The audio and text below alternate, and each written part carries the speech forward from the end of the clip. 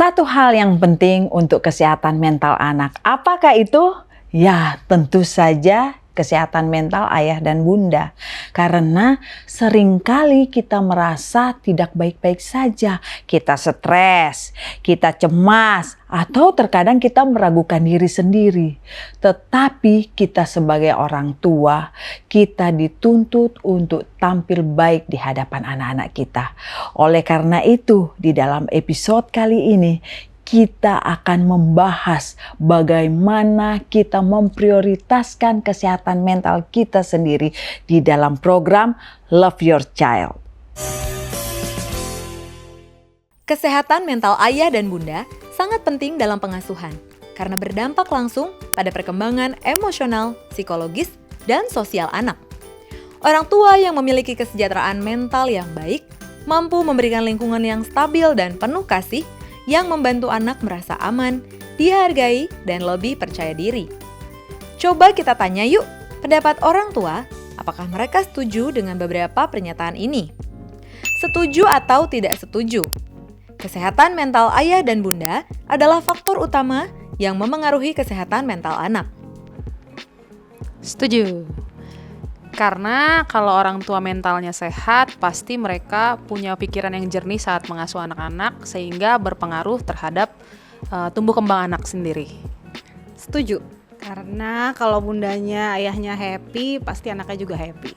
Sangat setuju. Setuju ya. Kenapa?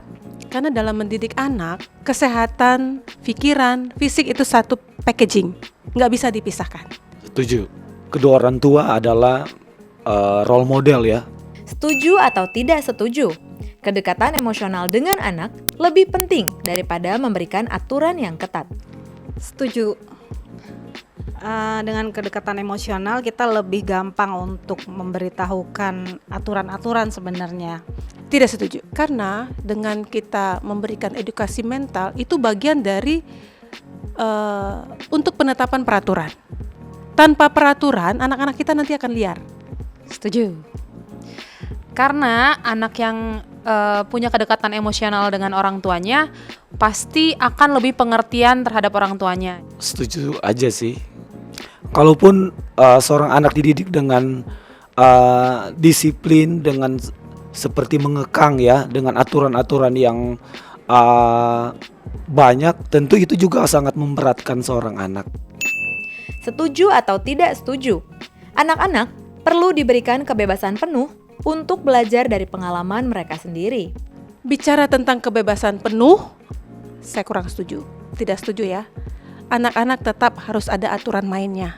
Menurut saya setuju sih. Mereka bisa belajar dari pengalaman yang mereka alami sendiri, sehingga mereka bisa membedakan apa yang harus mereka lakukan, hal yang baik yang mereka bisa lakukan, dan yang tidak baik. Tidak setuju. Karena kalau kebebasan yang sepenuhnya kita sebagai orang tua juga tahu tidak bisa anak itu dilepas 100%. Tidak setuju. Kebebasan boleh, tapi nggak seluruhnya kita berikan kebebasan sih. Tetap kita harus bimbing melalui pengalaman kita juga, bukan cuma pengalaman dia. Setuju atau tidak setuju? Mengasuh anak di era digital membutuhkan pendekatan yang berbeda dibandingkan dengan pola asuh tradisional. Menurut saya setuju sih. Kenapa? Karena zaman kan sekarang berbeda ya dengan kita mendidik anak di tahun 90-an. Setuju sekali, karena anak-anak sekarang itu sudah bisa mengakses berbagai macam informasi, sehingga kita nggak bisa lagi nih asal-asalan. Karena mereka bisa mencari tahu kebenaran sendiri melalui internet. Setuju. Karena kita kan harus mengikuti zaman ya. Gak bisa peraturan yang dulu untuk anak zaman now kayaknya sulit untuk diterapkan. Jadi kita juga harus ikutin era digital. Setuju. Anak-anak di zaman sekarang, mereka yang waktunya lebih banyak berkomunikasi menggunakan teknologi, itu sangat berpengaruh terhadap perkembangannya ya. Nah, itu dia Hoppers, pendapat dari para orang tua. Ketika orang tua mengelola stres dan emosi dengan sehat, anak-anak belajar dari contoh ini, membangun keterampilan penting untuk mengelola tantangan di masa depan, serta mengembangkan kesejahteraan mental yang kuat.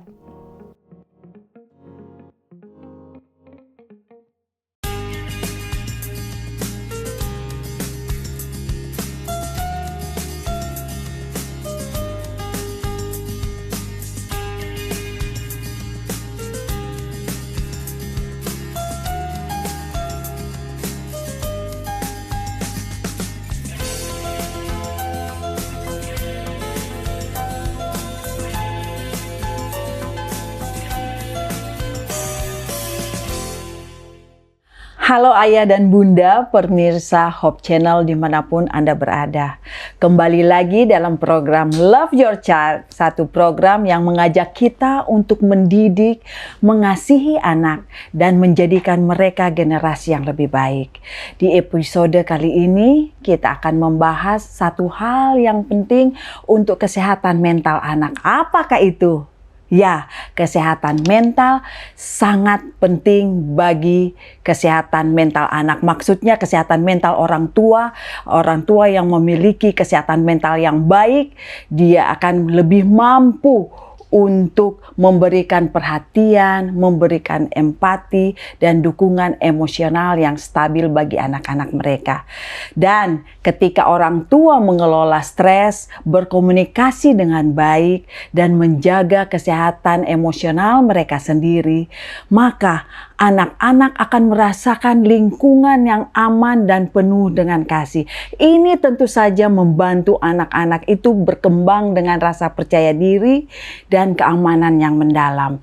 Nah, kita akan langsung tanya kepada psikolog kita di episode kali ini, yaitu Ibu Silvani Dianita Sitorus yang merupakan psikolog yang sering kita dengarkan.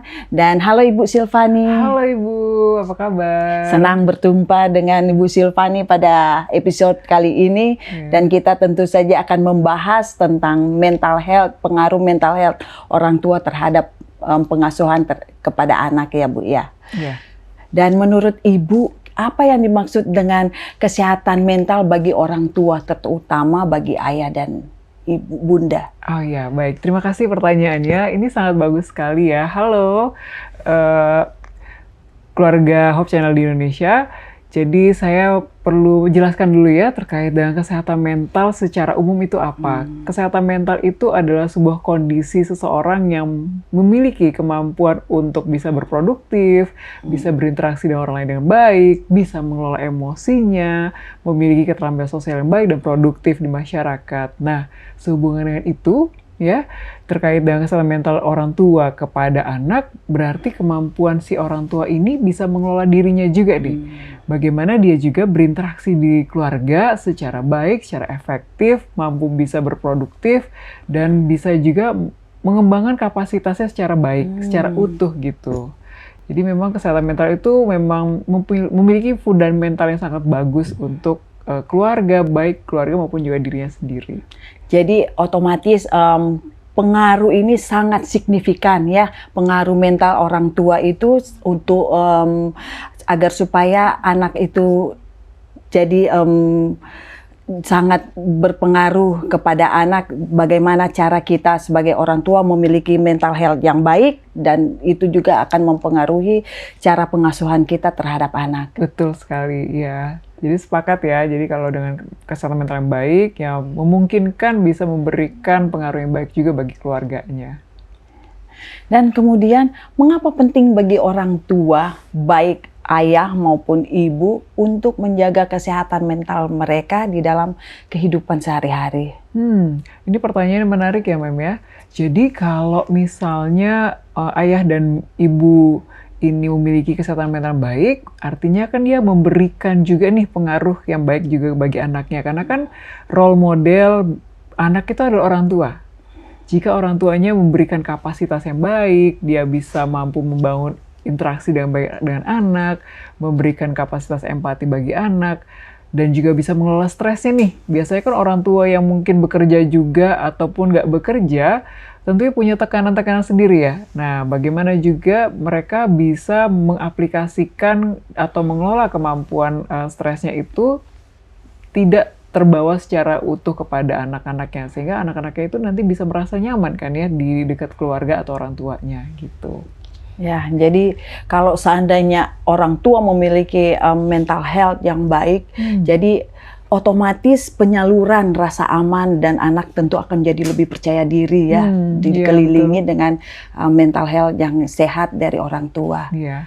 Ya, dan kemudian bagaimana dampak kesehatan mental yang buruk pada orang tua jika orang tua memiliki mental health yang buruk, kemudian tetap berhubungan dengan keluarga dan anak-anak mereka. Iya, jadi kita lihat dari istilahnya ya, kalau udah kesehatan mentalnya udah kurang baik gitu ya, ketika misalnya orang tua baru selesai bekerja pulang ke rumah, kemudian bawa masalah gitu ya, marah-marah atau kesel, sebenarnya nggak ada hubungan dengan anak misalnya, anak jadi kayak lampiasan emosi. Nah ini kan berpengaruh sangat signifikan ya kepada anak. Jadi anak melihat loh, ada apa nih dengan mama papa saya, kok tiba-tiba marah, saya nggak berbuat salah gitu ya. Jadi kebingungan ini kalau misalnya tidak dijelaskan dengan baik, anak mungkin bisa saja menyerap energinya. Jadi energi orang tua yang tadinya seharusnya bisa berikan efek yang baik, anaknya terserap nih energi yang negatif. Nanti dia akan membawa juga energi itu kepada orang lain. Jadi ya makanya dampak kesehatan mental yang buruk ini tidak hanya berpengaruh pada orang lain, tapi diri mereka juga itu ikut signifikan berpengaruh gitu. Dan ya efek sampingnya sangat luar biasa ya, namanya juga sebuah kondisi yang negatif itu tentunya lebih cepat menyebarnya kepada orang lain gitu ya. Nah ini sebuah tantangan yang mungkin juga perlu diperhatikan bagi ayah dan bunda di rumah. Iya, kadang ya kita sebagai orang tua, saya juga menyadari kadang di rumah entah kita lagi berpikir apa, tetapi hal itu kemudian kita diakibatkan kepada anak. Jadi anak yang menjadi anak yang menjadi penyebab yang kita rasakan, akhirnya kita salurkan kepada anak. Dan itu mungkin yang harus kita batasi ya, yang harus kita sebagai orang tua harus kita hindari ya. Kita harus lebih berpikir lebih jernih mungkin ya. Begitu ya Bu Silvi ya.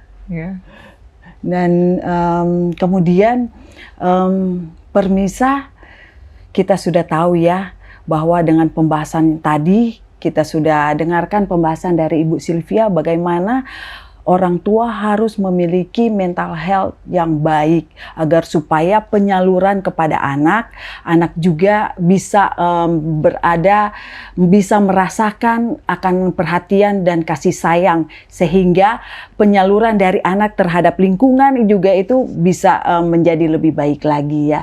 Dan kita juga mau tahu bagaimana ini tantangan kesehatan mental yang sering dihadapi oleh ayah dan ibu. Iya.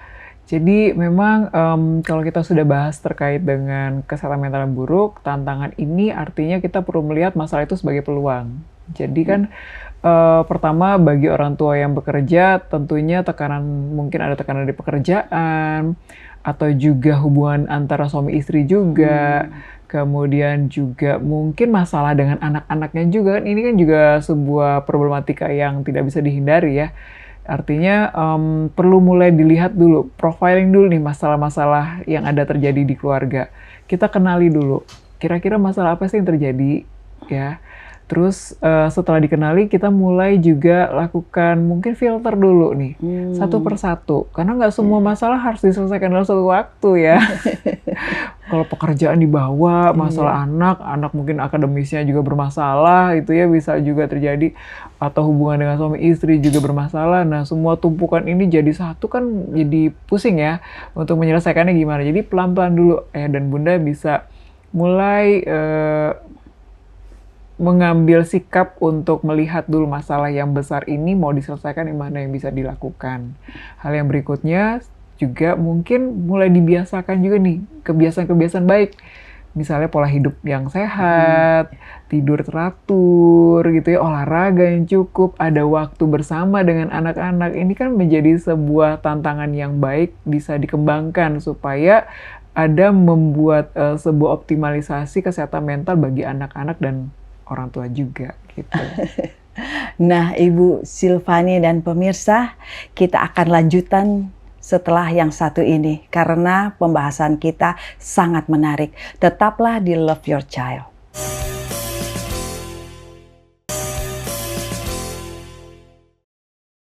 Kembali bersama kami Love Your Child dalam episode Mental Health. Nah, pada episode kali ini kita bersama dengan Ibu Risma dan mungkin Ibu Risma bisa membagikan pengalaman atau tantangan-tantangan apa saja yang dihadapi, apalagi Ibu sebagai ibu yang bekerja dan mempunyai anak-anak di rumah, tantangan-tantangan apa saja yang kira-kira dihadapi di dalam rumah tangga ketika menghadapi anak-anak dan di dalam kondisi mental yang sangat-sangat ya bisa dijelaskan, Bu? Baik, perkenalkan nama saya Risma Gultom. Saya menikah dengan Bapak Sagala dan saat ini saya dikaruniai 2 orang anak, laki-laki dan perempuan. Dan saat ini saya adalah seorang pekerja. Bagi saya sendiri sebagai seorang pekerja, saya memiliki tantangan yang cukup berat bahwa saya memiliki sedikit waktu untuk bersama-sama dengan anak saya. Namun puji Tuhan karena anak-anak masih bisa saya lihat perkembangannya baik secara mental. Oleh karena Tuhan juga memberikan saya waktu untuk bersekutu dengan Tuhan. Jadi kekuatan yang saya miliki itu dari Tuhan. Bagaimana juga anak-anak saya didik untuk bisa berdoa dan juga mereka memiliki waktu juga bisa bergaul ya. Dan saya rasa tantangannya adalah bagaimana mereka tetap bisa memiliki waktu untuk bermain tapi tidak melupakan yang namanya pekerjaan sekolahnya. Nah, bagi saya sendiri tantangan yang terberat itu adalah ketika anak-anak stres menghadapi pelajaran sekolahnya ya, stres, dan saya pun harus bisa memberikan waktu bagi mereka. Namun saya sendiri bekerja, jadi saya harus bisa yang namanya mengelola juga ya stres saya sebisa mungkin dengan cara memang berkomunikasi dengan mereka melalui telepon seperti itu. Dan ya banyak hal ya, saya rasa anak-anak pada zaman ini mereka memiliki kecenderungan untuk bergaul dengan teman-temannya melalui WhatsApp atau apa, dan ya itu mungkin bisa membuat mereka sedikit relax lah, walaupun secara waktu mungkin kita tidak bisa bersama, tapi mungkin dari hal ini bisa membuat mereka sedikit relax begitu. Bagaimana? Itu saja sih tantangannya. Dan kira-kira apa permasalahan yang sering terjadi dan bisa kita bertanya kepada psikolog kita pada episode kali ini, karena mumpung ada psikolog kita, jadi kita bisa bertanya dan kita bisa saling membahas akan apa permasalahan yang sering terjadi. Halo Ibu. Halo Ibu Silvani. Risma. Terima kasih untuk waktunya. Senang Saat hati. ini masalah yang sering saya hadapi adalah ketika saya mau berbicara kepada anak saya, tapi anak saya ini merasa saya itu seperti menekan. Seperti kan kita jarang bertemu. Misalnya saya bekerja, tapi ketika saya bertemu pada saat malam, ketika saya berbicara, ayo kita belajar, dia seperti menolak saya, tidak ada waktu untuk bermain, saya belajar terus, katanya gitu kan. Jadi ketika dia berbicara seperti itu, saya merasa apakah benar saya tidak memberikan waktu dia untuk bermain gitu. Tapi inilah yang masalahnya, Ibu. Bagaimana caranya supaya kata-kata saya itu ya tidak menekan anak-anak. Karena wajar kalau ketika ibunya baru datang, kan saya melihat mereka sedang menonton mungkin ya, padahal harusnya belajar. Tapi mereka bilang, saya sudah belajar. Jadi saya merasa, oh benarkah saya seperti menekan mereka? Jadi mereka berontak. Artinya itulah stresnya. bagaimana saya juga jangan supaya stres menghadapi itu, saya kadang-kadang terdiam, Bu. Saya terdiam dan akhirnya tidak mau memaksa mereka karena akhirnya mereka menangis karena saya paksa. Jadi itulah masalah yang saya hadapi. Tolong bantu, bagaimana caranya? Ya, baik Ibu. Terima kasih ya atas pengalaman yang sudah dibagikan. Jadi mungkin pengalaman Ibu ini juga pernah juga dirasakan oleh ayah bunda di rumah ya, di mana anak sepertinya agak kurang dekat dengan ibunya atau ayahnya mungkin juga ya, karena mungkin juga ada beberapa kondisi tertentu. Nah, menurut pandangan saya bahwa dengan adanya kondisi ini, sebenarnya satu ada kesadaran dari ibu sendiri yang mengalami kondisi, wah anak saya kayaknya kurang deket nih sama saya, atau saya merasa susah nih untuk mendekati anak saya ya. Nah itu kondisi kesadaran itu sudah dialami dulu. Hal yang kedua mungkin hal ini nggak bisa instan kali ya. Jadi perlu ada pendekatan secara bertahap kepada anak. Adanya juga perlu mengenali juga nih karakter anaknya seperti apa gitu ya, kan kelihatan. Mungkin sehari-hari kita lihat nih anak saya sehari-hari, pendekatannya mungkin nggak bisa dilakukan secara langsung kepada dia. Mungkin komunikasi saya juga perlu diubah cara strateginya. Kemudian kita perlu juga mengelola sensitivitas kita terhadap anak atau diri sendiri ya. Karena kalau misalnya kita merasa menyalahkan diri sendiri atau merasa saya kayaknya mungkin kurang dekat dengan anak gitu ya, terus bisa juga mungkin anak saya nggak suka nih sama saya, jadi ini kondisi-kondisi ini juga jadi menyalahkan diri sendiri kan juga kurang baik juga ya. Artinya pertama ya orang tua atau mamanya juga perlu mulai tidak melihat ini sebagai kondisi yang harus terlalu ditekan kepada diri sendiri. Hal kedua bertahap juga nih, kenali juga anaknya. Terus mungkin nanti pendekatannya bisa bertanya nih kepada ayahnya yang mungkin lebih dekat gitu ya. Terus juga nanti ya secara bertahap kita perlu tahu nih strategi apa yang bisa dilakukan untuk bisa mengajak diskusi anak. Jadi harus tanya dulu, anak gimana nih, boleh nggak mama ngobrol sama kamu? Jadi tanya dulu dirinya itu mau nggak, bersedia nggak gitu. Nanti secara bertahap yang lainnya bisa kita bicarakan lebih lanjut kali ya, tapi secara strateginya kurang lebih gambarannya begitu Ibu. Terima kasih Ibu Silvani untuk masukannya. Ya, wah, pembicaraan kita semakin menarik ini ya. Terima kasih kepada Ibu Silvani dan Ibu Risma yang sudah boleh berbagi bersama di program Love Your Child. Dan semoga apa yang sedang kita perbincangkan dan apa yang sedang kita bahas bisa menjadi satu pelajaran buat kita sebagai orang tua. Tentunya kita harus lebih mempunyai mental health yang lebih baik lagi. Nah pemirsa, kita akan membahas lebih lanjut, tapi jangan kemana-mana setelah yang satu ini, Love Your Child.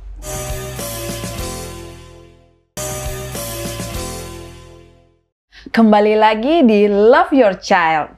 Dan di segmen terakhir ini kita akan mendapatkan tips-tips bagaimana supaya kesehatan mental ayah, kesehatan mental bunda, dan khususnya kesehatan mental anak itu tetap terjaga.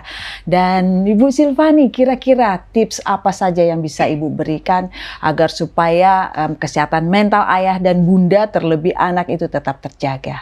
Baik, terima kasih.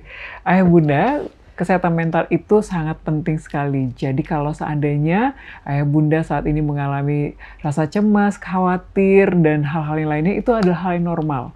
Nah, caranya adalah gimana kita kelola dulu. Kelola stresnya dengan berolahraga yang baik, terus pola makan yang cukup, yang teratur gitu ya, dan bangun komunikasi dalam keluarga gitu. Dan kalau lagi nggak baik-baik aja, nggak apa-apa. Ambil waktu dulu untuk bisa kita kurangi stresnya, atau ada tekanan pekerjaan yang mungkin terbebani, coba dikelola dulu. So, kesehatan mental itu bisa kok ayah bunda lakukan dengan memperbanyak kualitas-kualitas yang baik dalam hidup. Mudah-mudahan bisa terbantu ya. Nah, itu dia tips untuk parents bagaimana kita menjaga kesehatan mental supaya kesehatan mental anak juga tetap terjaga. Terima kasih kepada Ibu Silvani untuk semua Sama-sama. tips-tips dan penjelasannya. Dan untuk pemirsa sekalian, jangan lupa untuk terus menyaksikan program Love Your Child di episode berikutnya. Cintai anak Anda untuk jadikan generasi yang lebih baik. Shalom, Tuhan memberkati.